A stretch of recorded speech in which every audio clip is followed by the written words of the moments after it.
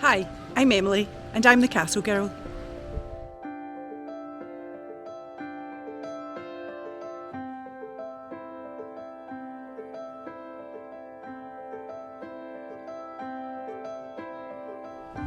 Today I'm at St Andrews Castle.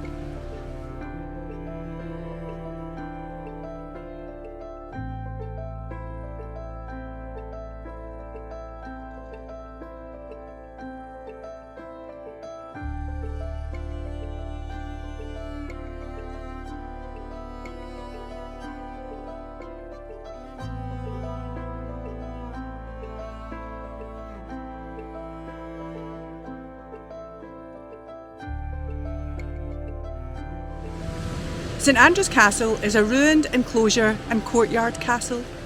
It sits on a rocky headland that juts out into the North Sea, onto the beach of Castle Sands in the seaside town of St Andrews. St Andrews is around 10 miles south-east of Dundee and 30 miles north-east of Edinburgh in the Kingdom of Fife. It's situated between the Firth of Tay and the Firth of Forth on the east coast of Scotland. In 1160, Bishop Arnold started the building works of St Andrew's Cathedral on a large scale, but died 2 years later.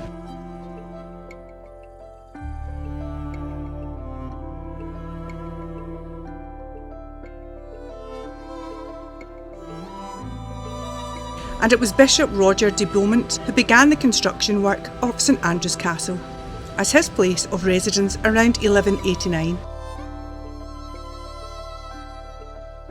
The site became a key administrative centre for the Scottish Catholic Church.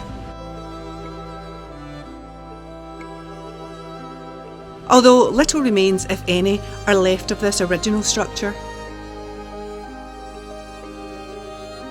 During the Scottish Wars of Independence, between 1296 and 1356, St Andrews Castle was raided, attacked and laid siege to in battle and again reconstructed and rebuilt numerous times by both the Scots and the English armies.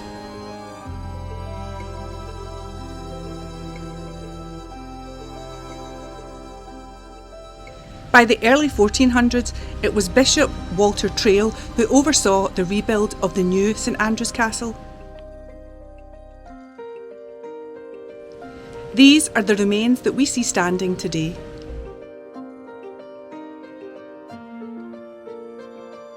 The castle was naturally protected by cliffs on its north and east side, and a thick curtain wall and rock ditches were cut to protect the land facing south and west. The completed fortress had a gatehouse and corner square towers inside the courtyard as domestic dwellings for the bishop and his household.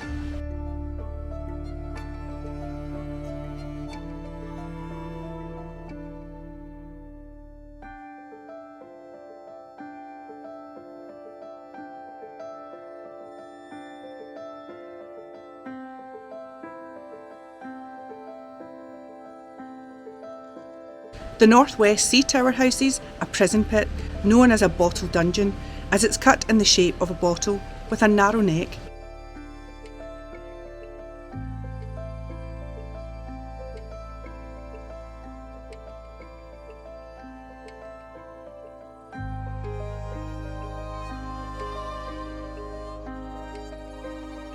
The pit was dug in the rock, some 22 feet down. Prisoners may well have been thrown down and possibly forgotten. There were further ranges built along the interior of the curtain walls, with further buildings on the outer south and west courtyard of the main structure.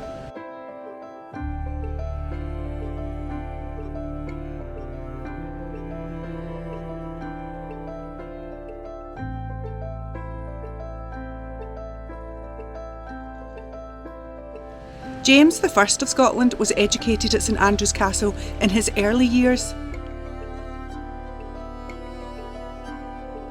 This was under the instruction of Bishop Henry Wardlaw, who was the founder of St Andrews University.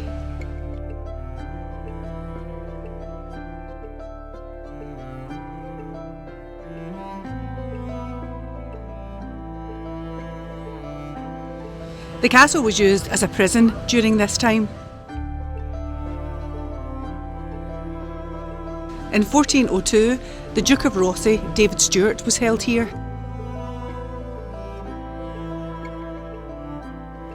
And in 1425, the Duke of Albany, Murdoch Stewart, was also a prisoner. James Beaton, the Archbishop of Glasgow, was a resident at the castle in 1522. It was he who further strengthened the defences of the castle as he watched the tension grow between the Scots Catholics and the English Protestants. In the mid-1500s, St Andrews Castle was the scene of bitter sieges during the Scottish Reformation. In March 1546, George Wishart, a Lutheran reformer, was burned at the stake here after being tried and found guilty of heresy.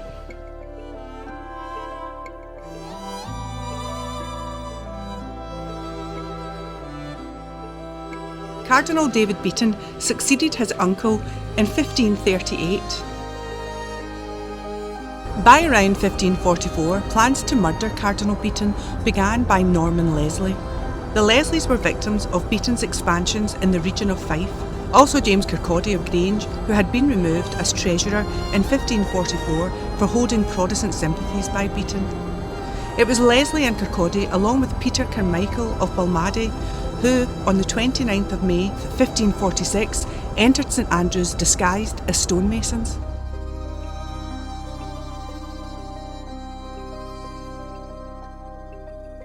After killing the porter, they stabbed Cardinal Beaton and hung his mutilated body from his window in the front of the castle.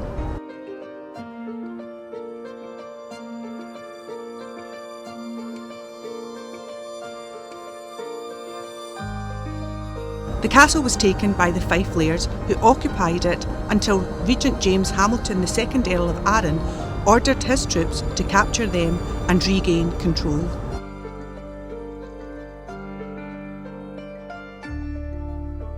It was reported in October 1546 that the attackers were digging a mine beneath the castle walls to attempt to undermine the fort tower. The mine was started just outside the castle walls, and the entrance was visible from the battlements. In defence, the defenders were countermining to try to intercept them. Digging through solid rock, the defenders began shafts to the west of the fort tower.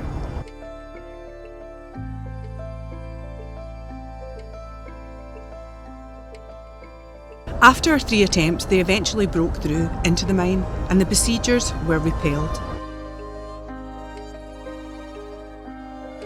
The mines were only rediscovered in 1879.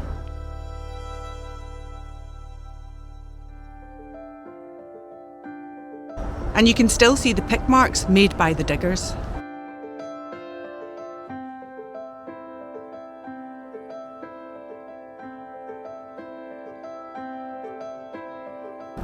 John Knox, who led the Scottish Reformation, served as the garrison's preacher from April 1547 during an armistice, and he was free at this time to come and go from the castle and preach at the parish church. This was short-lived, however, as a fleet of French troops arrived with the Italian Leon Strozzi, who led an artillery attack to rid the castle of the Protestant lairds. The attackers used cannons, and the castle was reduced to rubble within hours.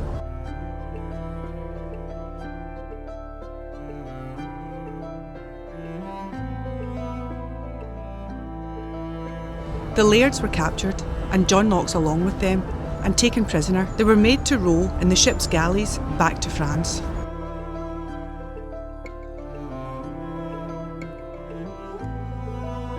After the dramatic raid, the castle passed to Archbishop John Hamilton, who was the illegitimate half-brother of the 2nd Earl of Arran. Hamilton rebuilt much of the castle and relocated his apartments in the South Range, as the East was mostly destroyed. He made great efforts to reform the Catholic Church, but the Reformation Parliament rejected the Pope's authority in Scotland. And Catholic Mass was abolished.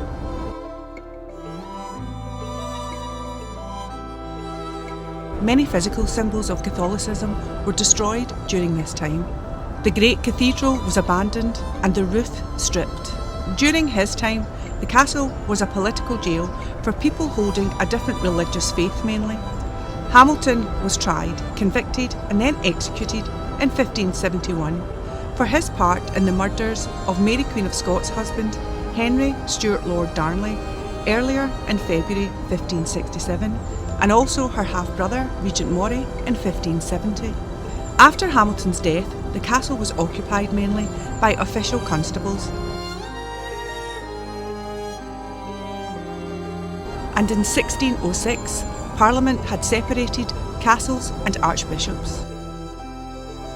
It was thereafter granted to the Earl of Dunbar, who had been constable since 1603.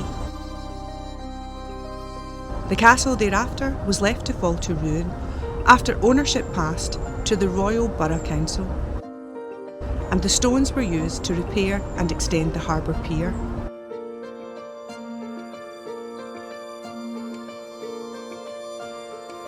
The castle and grounds are now a scheduled ancient monument.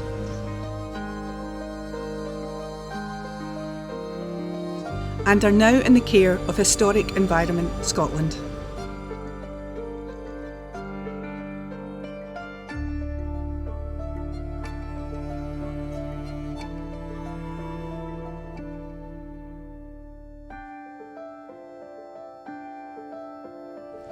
Thanks for watching, and I look forward to visiting a castle near you. Bye!